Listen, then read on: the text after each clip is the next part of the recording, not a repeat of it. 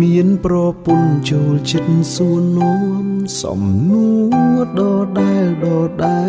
លសួរថាបើនាងលែងស្អា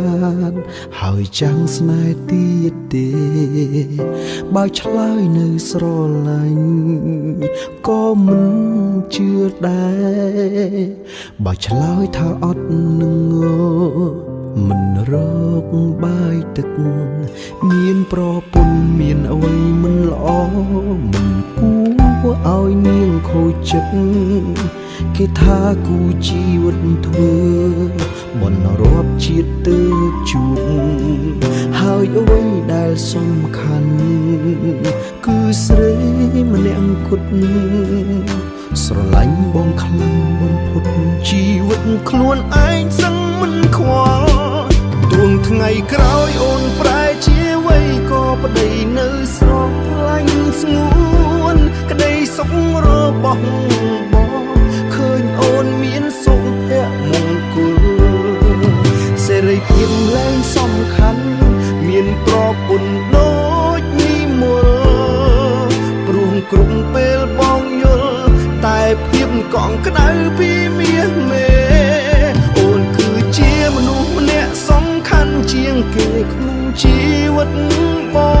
ងមិនមែនល្អតែបំបងឬស្មោះមួយខានណាក់ពេលចង់រស់ក្បែរគ្នាដល់ចាំងឲ្យដូចម៉ាក់ប៉ាយើងដែរសុខទុក្ខរួមគ្នារហូតអស់ដល់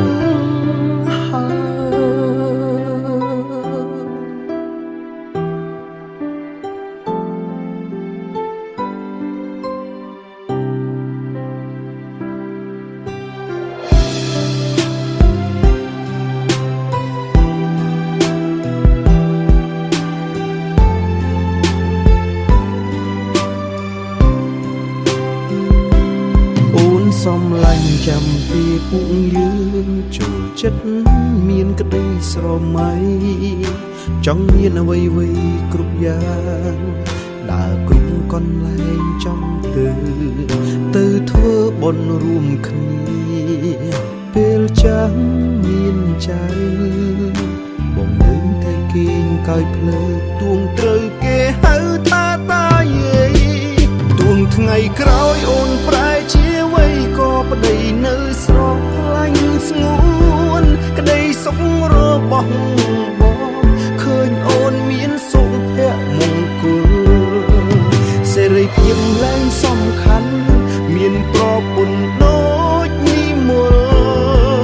ព្រោះគ្រប់ពេលបងយល់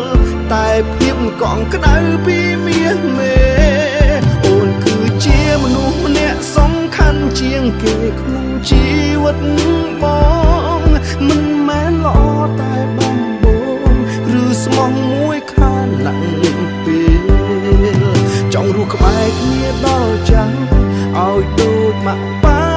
យើងដែរសុខទុក្ខរួមគ្នារហូតអស់ដល់ទួងថ្ងៃក្រោយអូនប្រែជាអ្វីក៏ប្តីនៅស្រឡាញ់ស្ងួន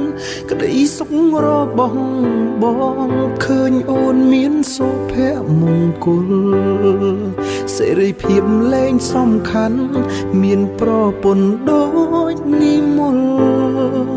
ព្រមគ្រប់ពេលបងយល់តែភាពកក់ក្តៅពីមាសមេ